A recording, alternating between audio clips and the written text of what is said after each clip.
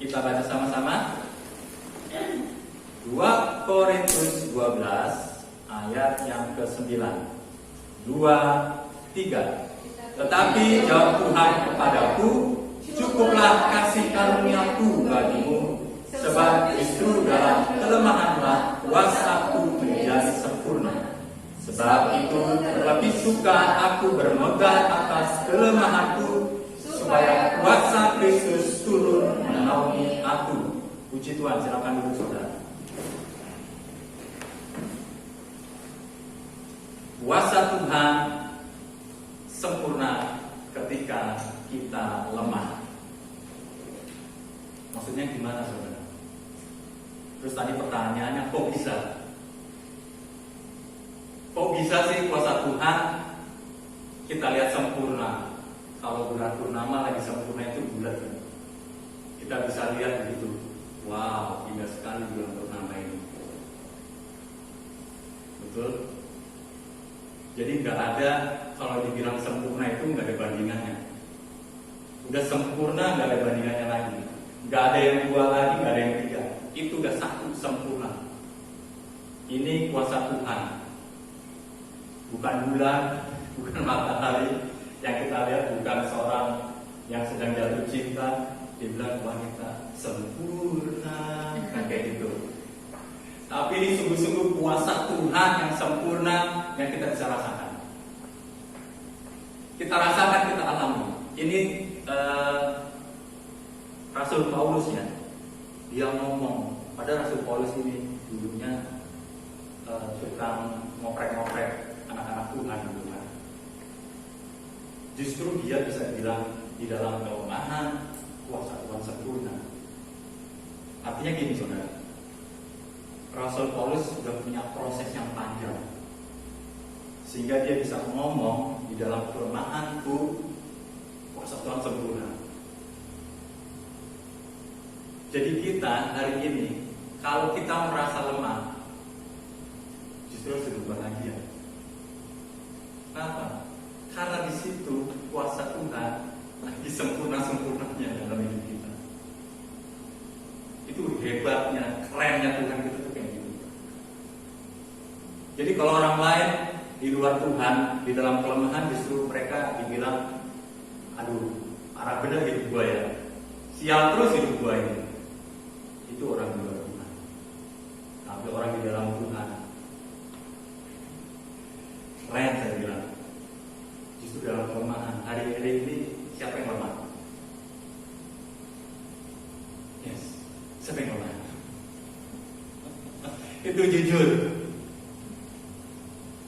di hadapan Tuhan, bukan karena ingin dilihat, tapi jujur di hadapan Tuhan. Memang saya juga lemah saudara, apalagi pria. Justru wanita-wanita ini yang menolong pria,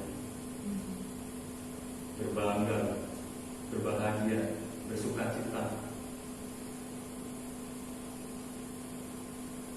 Kita lihat saudara, kalau orang yang lemah itu saudara, gimana saudara? Gak bisa ngapa-ngapain, benar?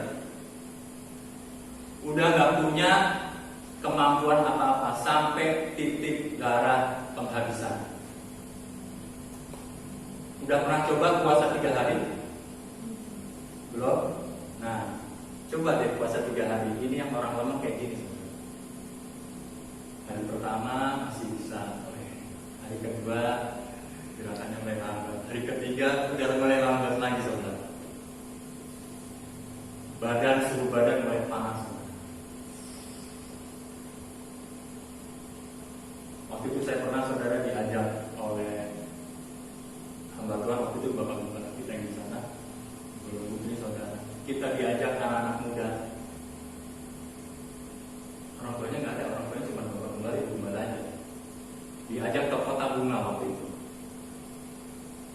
Kita puasa 3 hari. Ya, di Kota Bunga kan puncak kan, adem saudara. Pertama kita datang adem saudara. Adem. Lama-lama setelah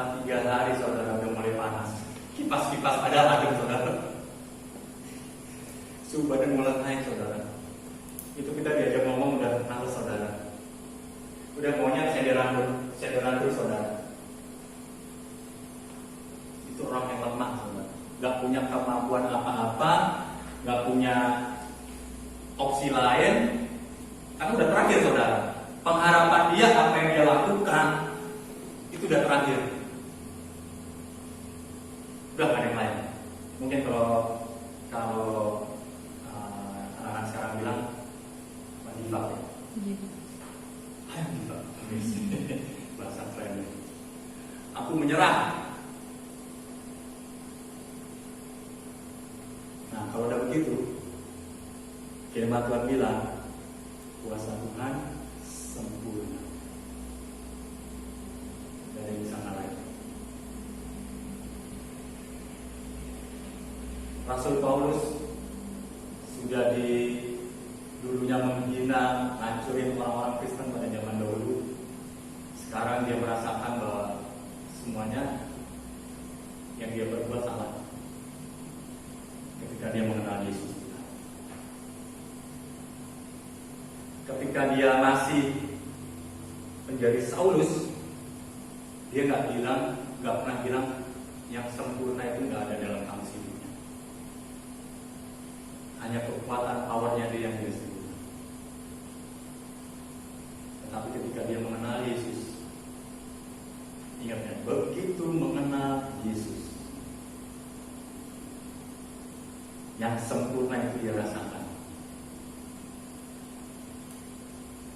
Yang sempurna siapa? Yesus Tuhan.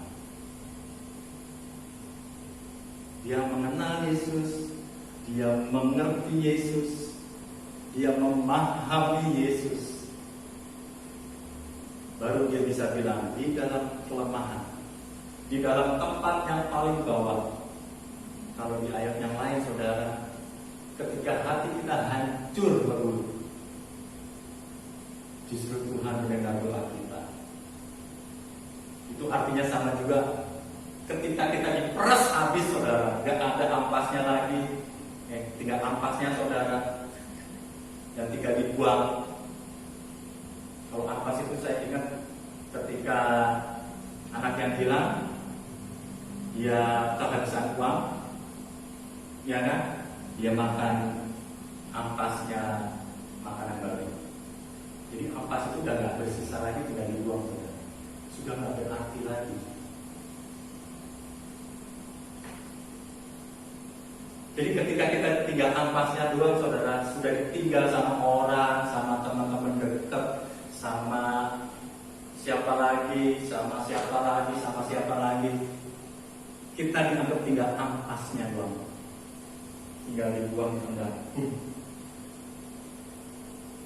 Justru Tuhan ada di tempat.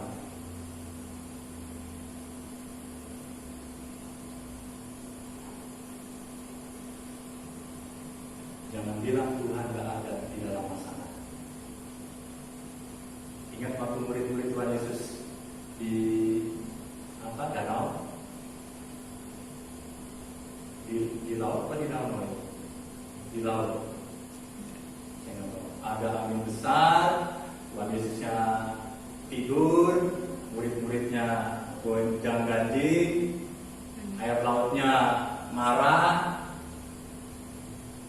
Di dalam masalah ada Yesus. Di dalam kelemahan kita ada Kristus. Nanti kita lihat. Ingat saudara, ketika kita mengenal Tuhan, baru kita mengenal yang sempurna itu hadir. Ketika kita ada di bawah, ketika kita menjadi ampas, gak berarti, gak berguna, gak dipandang sama orang-orang di sekeliling kita. Ada yang merasakan kayak gitu? Pasti ada. Dianggap gak berguna, ditinggalin sendirian. Saya pernah saudara. Tapi itu yang saya rasakan, malah Yesus lebih dekat sama kita. Karena Tuhan itu mencari orang-orang yang lembut hatinya. Karena Tuhan itu mencari orang-orang yang hancur hatinya, yang tinggal ampas dibuang sama dunia, yang gak takut lagi di mata Justru Tuhan tuh nyari dan ambil itu. Ingat ketika seorang pelacur datang kepada Yesus, mau ditimpukin sama orang-orang itu, orang-orang yang menghakimi itu. Apakah Tuhan Yesus juga menghakimi dia? Padahal dia Tuhan, dia sanggup menghakimi pada waktu itu. Malah justru Tuhan Yesus datangin si pelacur itu, saudara. Dia bilang, siapa yang gak berdosa? Boleh lempar lagi. Si wanita pelacur gini, saudara, dia sudah jadi ampas, jadi sampah dunia. Orang lain udah gak mau pandang dia lagi. Orang lain cuma melihat dia salah, dia berdosa, dia salah, dia berdosa, dia salah, dia berdosa. Dia najis, dia najis, dia najis. Orang dunia. Tapi kalau pelacur ini mau datang sama Yesus dengan hati yang rendah, dia gak bisa pandang wajah Yesus karena dia beranggapan dia gak layak lagi melihat wajah Yesus. Tapi Yesus angkat wanita itu, saudara.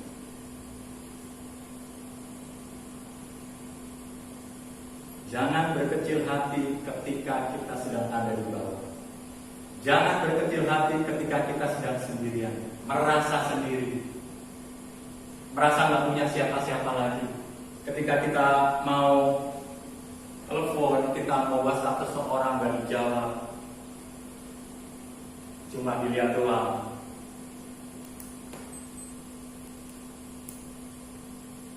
Jangan berkecil hati karena Yesus Anda.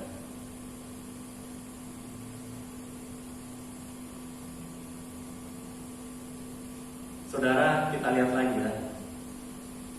Lalu hubungannya kuasa Tuhan ini apa, saudara?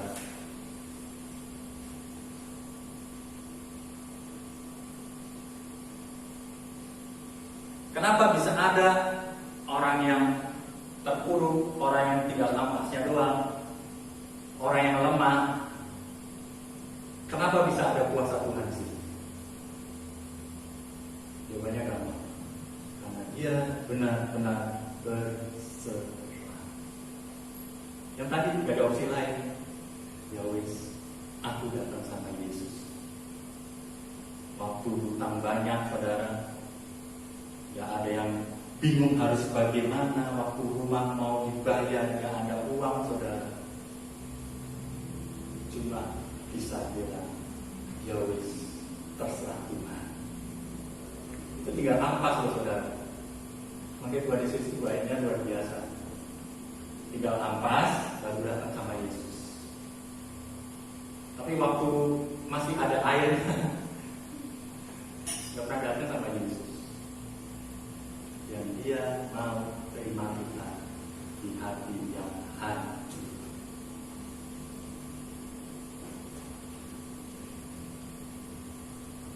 Karena kuasa itu datang ketika keakuan kita dihancurin dulu.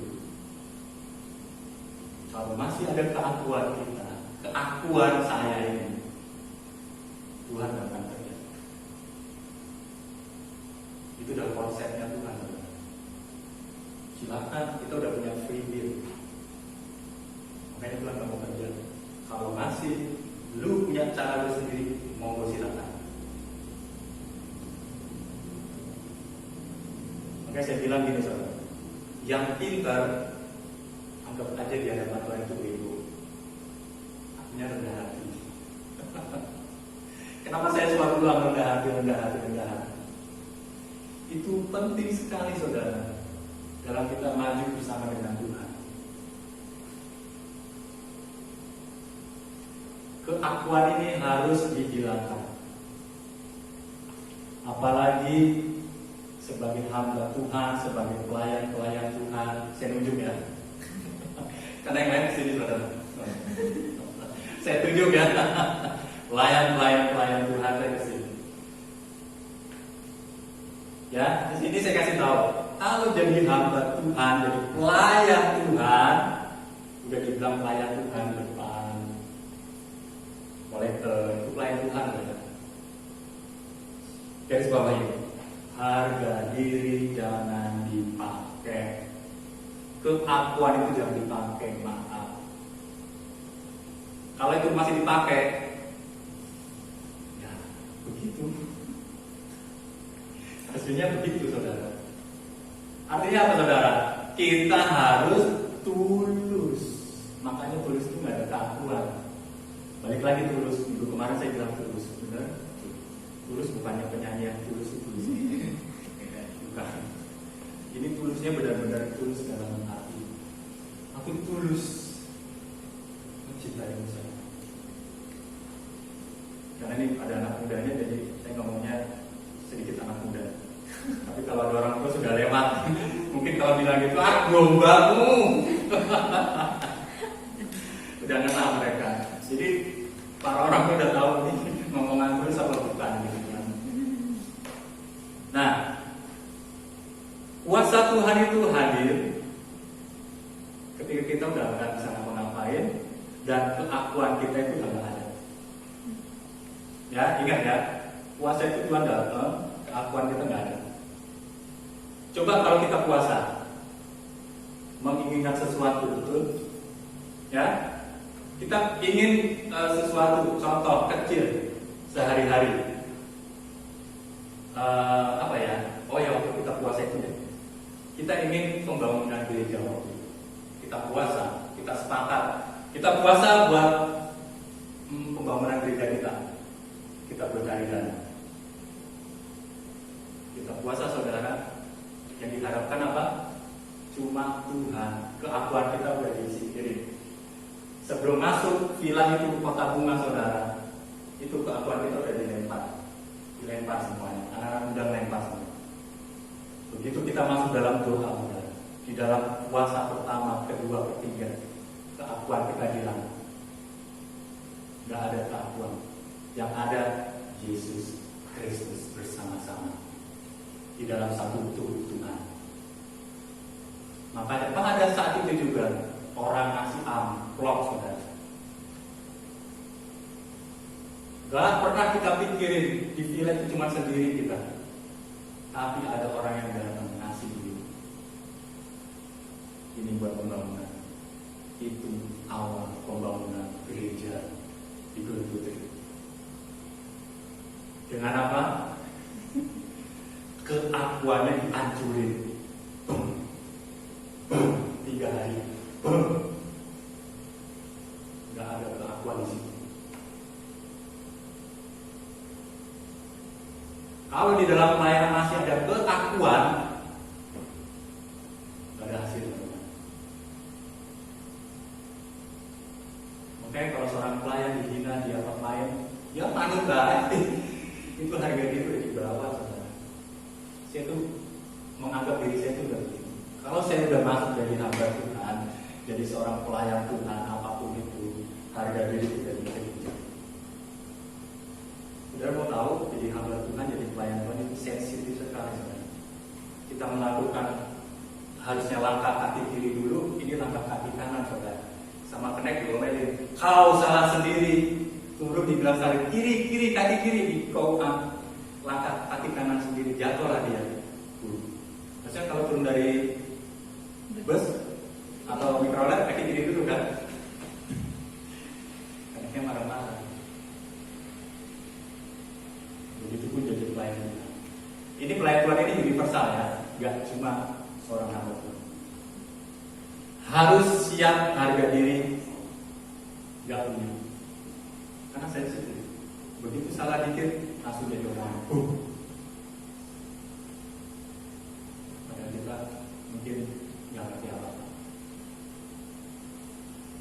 Lanjut lagi, kenapa jadi ke situ? Lalu, ketika keakuan kita hancur, keakuan kita nggak ada, kita lemah. Ketika kita lemah, kuasa Tuhan itu mulai aktif. Itu mulai bekerja. Kalau saya ilustrasikan sebuah mesin, saudara, begitu dicolokin kunci on off-nya dinyalain, udah nyala kan, tinggal di starter. Berarti mesin itu mulai bekerja, saudara. Kuasa Tuhan aktif.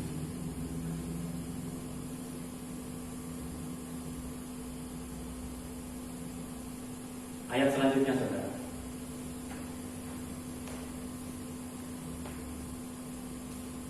Firman Tuhan katakan begini. Cukuplah kasih karunia. Kasih karunia itu apa saudara? Kemarin saya sudah bilang, pemberian yang dari atas diberikan kepada yang bawah yang harusnya tidak layak menerima, yaitu anugerah. Itulah kasih karunia Tuhan sama kita. Dan firman Tuhan katakan, cukup kasih karunia, pertolongan Tuhan. Kasih karunia itu universal. Keselamatan kita kasih karunia. Pengampunan dari Tuhan kasih karunia. Selanjutnya dikatakan, di dalam kelemahanku kuasaku Tuhan ya, menjadi sempurna. Sebab itu terbisukan aku bermegah atas kelemahanku, supaya kuasa Kristus turun menaungi aku. Arti kata menaungi saudara, itu sama juga ketika kita panas-panasan pakai payung. Dan ngerti kan? Pakai payung itu menaungi, melindungi, atau juga melindungi kita. Kalau filmnya Doraemon kan suka ada balon yang di dalamnya kita terus ada balonnya. Saya nggak tahu namanya apa. Cuman sekarang udah ada juga permainan itu ya di atas air pakai balon kita lagi. Nah itu menaungi. Kita ada di dalamnya, Tuhan menaungi di situ. Jadi kalau ada rintangan senjata atau kuasa kegelapan itu akan mental. Atau ada kutuk itu akan mental. Karena kuasa Tuhan menaungi kita.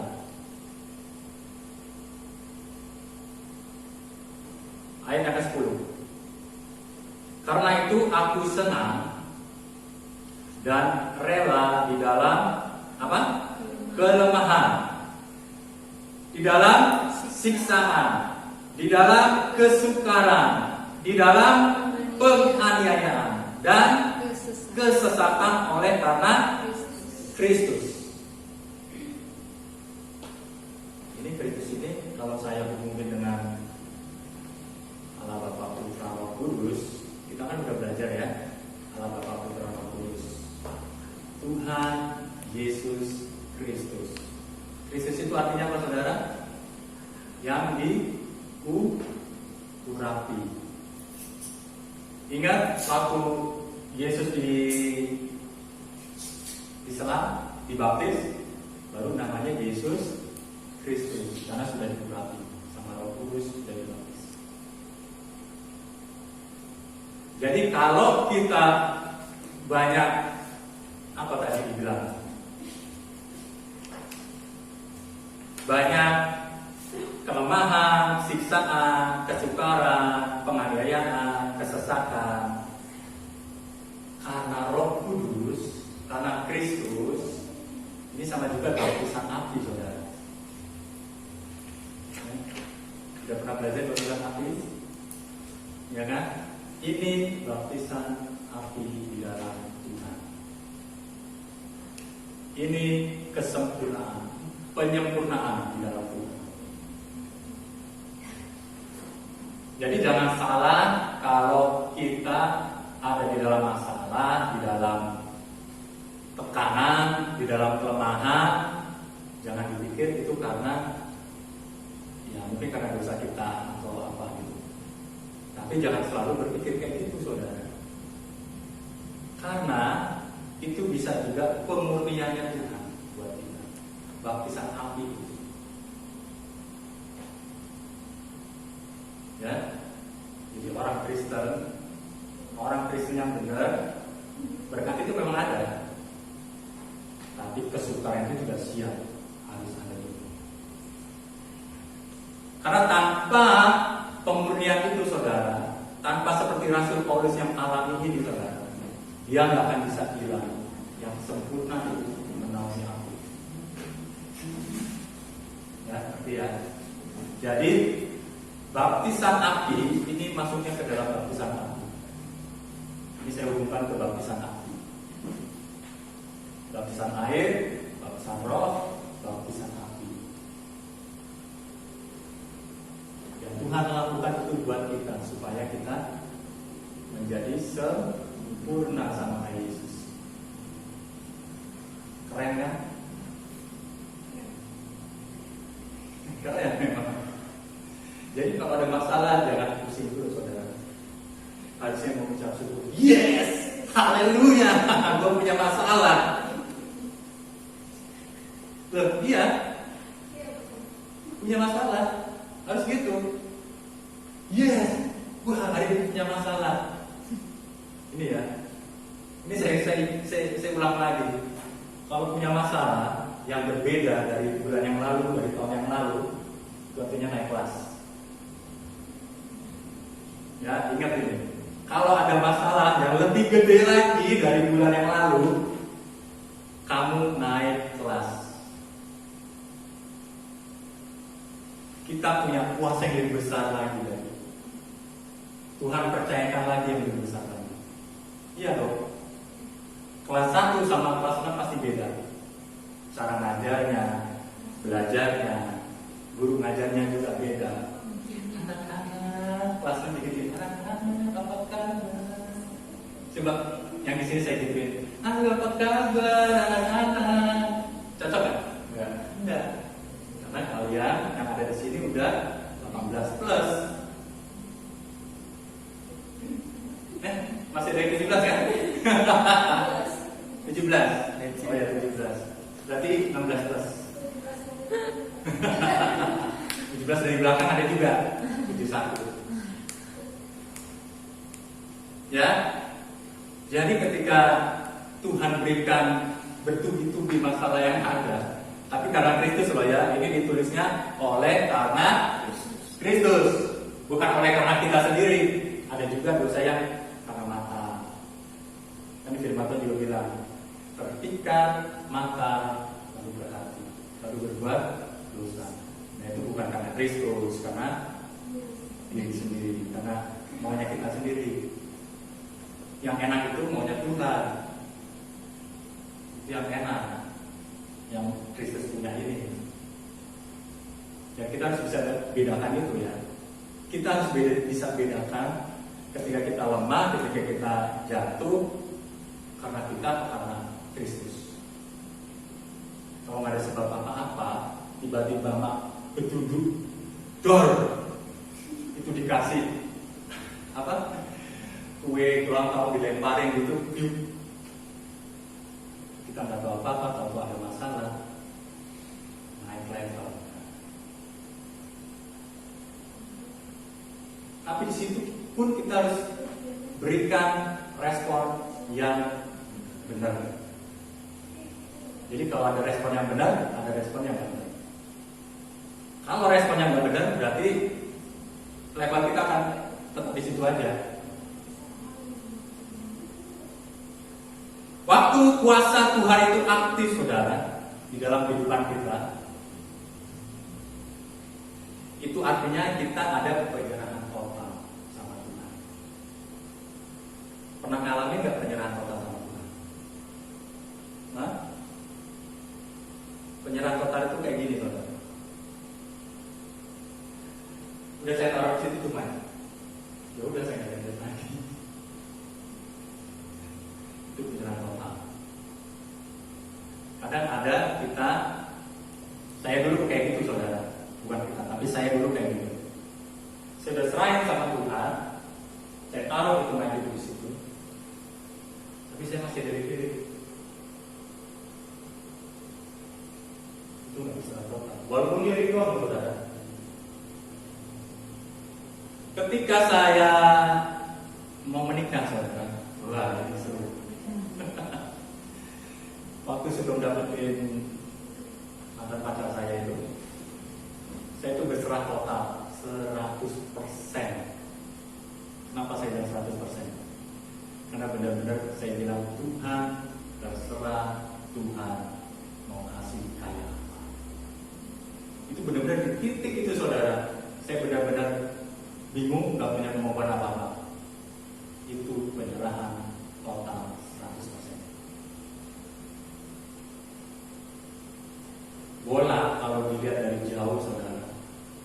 masih ada yang penyok dikit, itu bulat apa enggak saudara?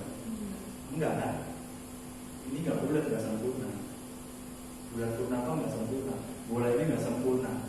Penyerahan total kita enggak sempurna, tapi Tuhan mau penyerahan total 100%. Enggak 9,9, tapi 100. Baru Tuhan kerjakan. Amin. Belajar 100% total sanggup. Saya percaya saudara bahwa saudara sanggup.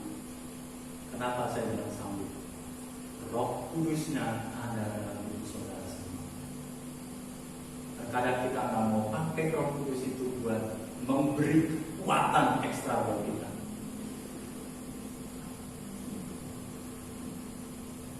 Pergunakan itu saudara. 100%. Orang sangat senang kalau dibilang 100%.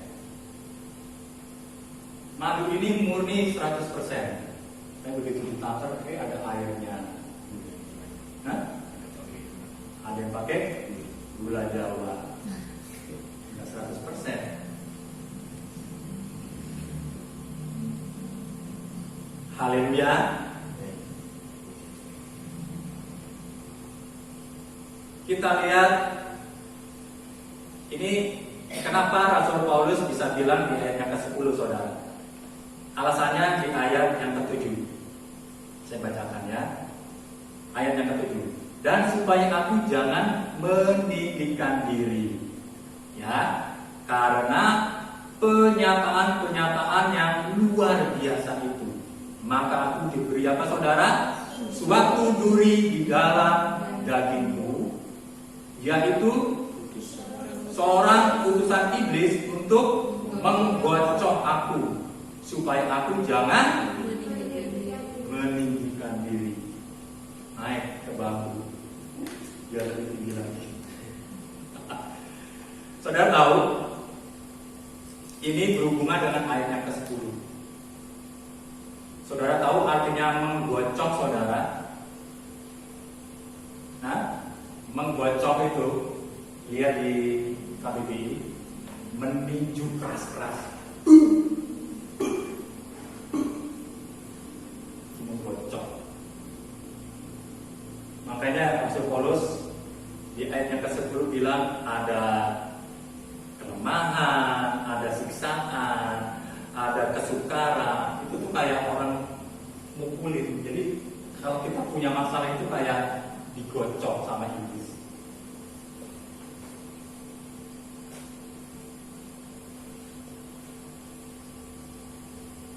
Kita harus sadar saudara, ketika kita digocok sama iblis oleh masalah, harus sadar ya. Ini harus sadar benar-benar.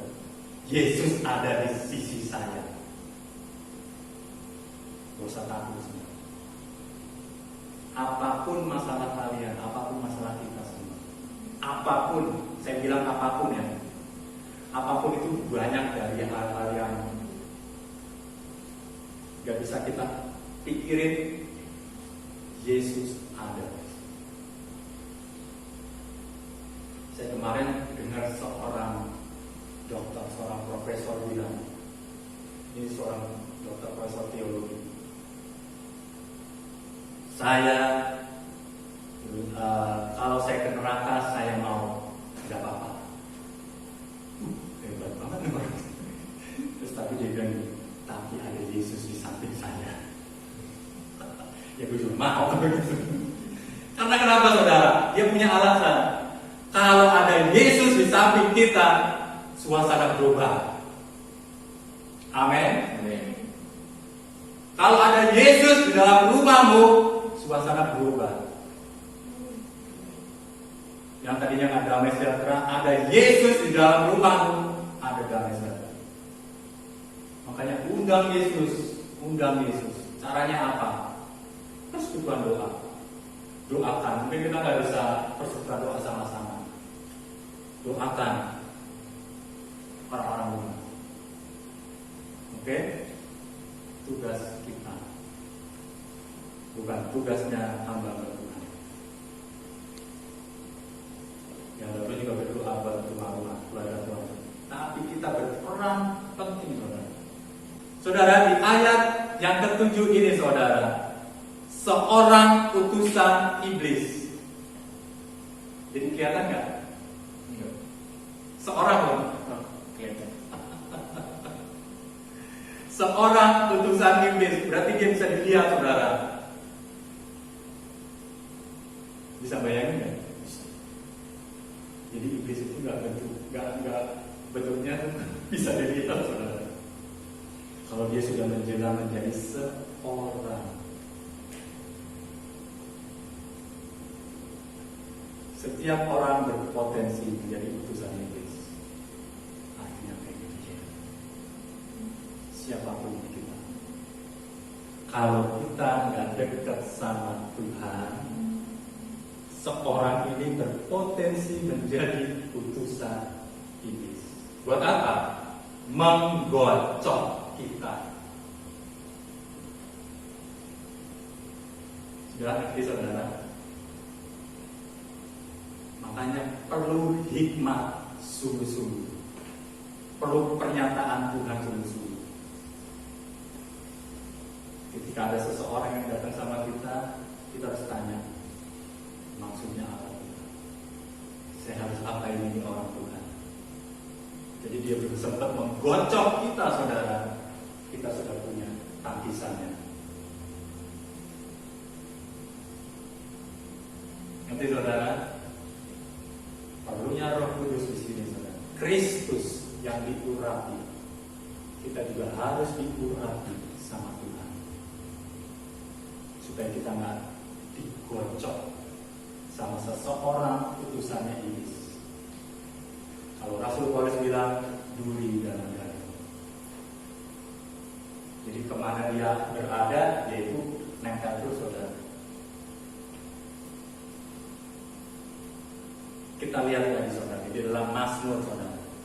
Mazmur 32.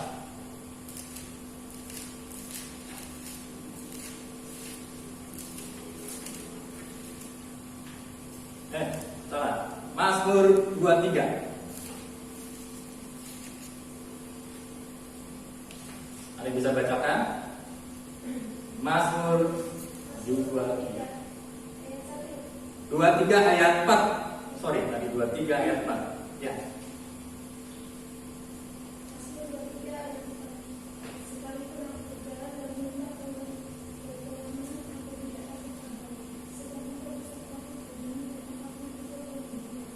Amin. Saudara, saya bacakan lagi biar semua dengar. Sekalipun aku berjalan dalam apa? Lembah kekelaman, aku tidak takut bahaya. Sebab apa? Sebab Engkau besertaku. Gadamu dan tongkatmu, itulah yang menghibur aku. Masih ada rasa takut, saudara? Engkaunya ini engkau guru besar. Berarti siapa? Allah kita, Yesus Kristus Tuhan. Saudara tahu arti gada? Saudara pernah lihat gada itu kayak apa? Pernah lihat? Gada itu seperti pemukul bisbol. Kecil di sini, besar di atas. Kalau zaman Majapahit bulat gitu. Kalau film-film India apa namanya? Arwana. Hah? Ada kan yang ininya kecil terus dia bulat gitu kayak. Nah itu gada. Apa? Film Hanuman India. Ya Hanuman juga punya gada. Kalau di Jawa juga gada. Nah itu gada, saudara. Itu artinya kuasa dari Tuhan. Ya, gada itu kuasa dari Tuhan. Dan tongkat itu adalah kekuatan dari Tuhan. Tongkat zaman dulu itu tongkatnya buat ini domba, saudara. Ada lengkungannya. Jadi ini Begini saudara. Buat apa lengkungannya? Buat kalau dombanya lari tinggal tarik saudara. Oh, jangan lari-lari. Karena domba itu udah mulai nakal, nggak mau dengar-dengaran lagi sama suara domba. Sama suara gembala. Jadi tinggal dari atas tarik. Itu yang menghibur aku.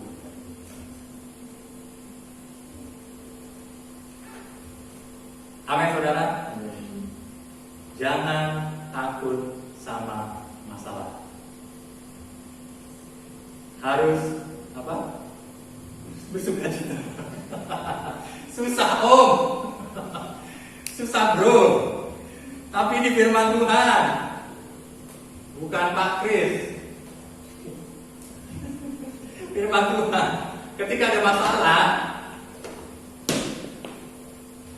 hore, ada masalah, yes.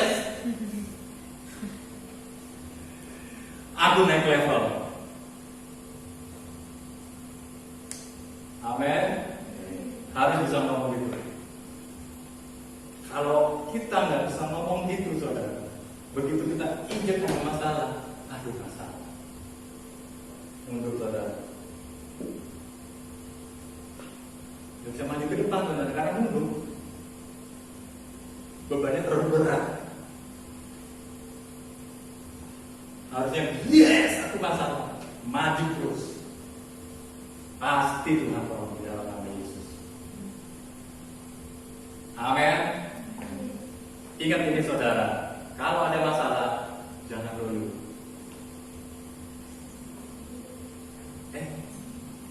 Gak apa-apa loyo, karena itu loyo manusiawi banget.